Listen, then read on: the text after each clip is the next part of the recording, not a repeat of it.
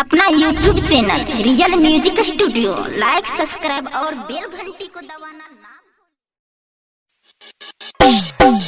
सुनो आप नहीं बचतई अब है कहानी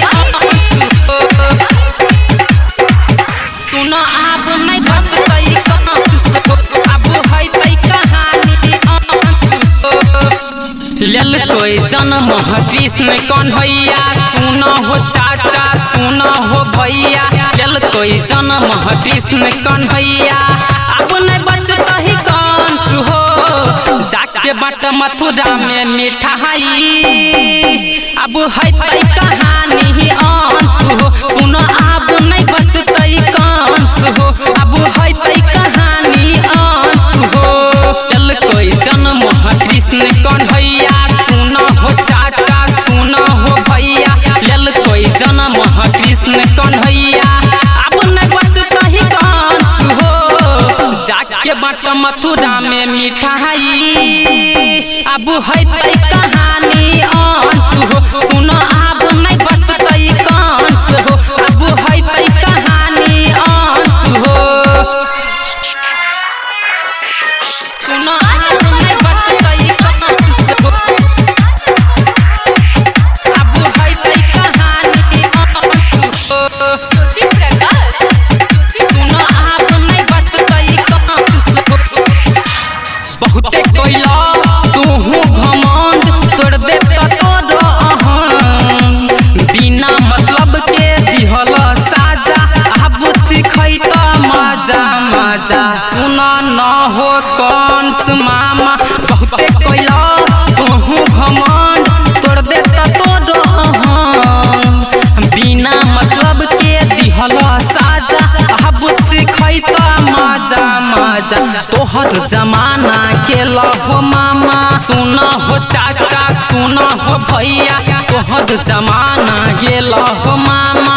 अब नहीं बचबा मामा कंस हो लेल कोई जन्म कृष्ण कन्हैया अब है कहानी अंत हो सुना अब नहीं बचबा कंस हो अब है कहानी अंत हो सुना अब नहीं बचतई कंस हो अब है कहानी अंत हो सुनो अब नहीं बचतई कंस हो अब है कहानी अंत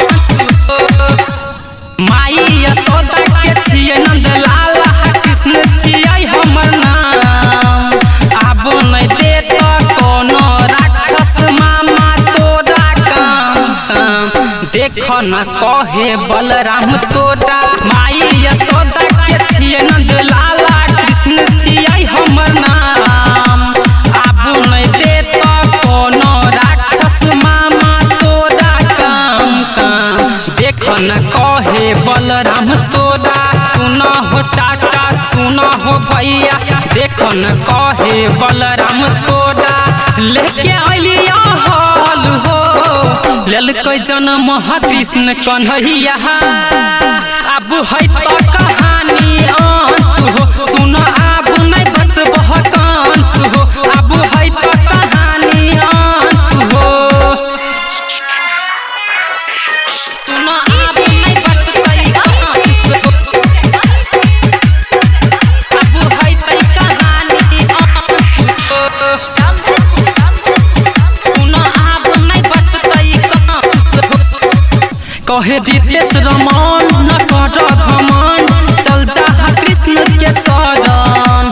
माई देवकी से माफी तू मांग अभियो कंस मामा जाग जाग सुनो हो चाचा सुनो हो भैया कहे रितेश रमन न कर घमंड चल जा कृष्ण के शरण माई देवकी से माफी तू मांग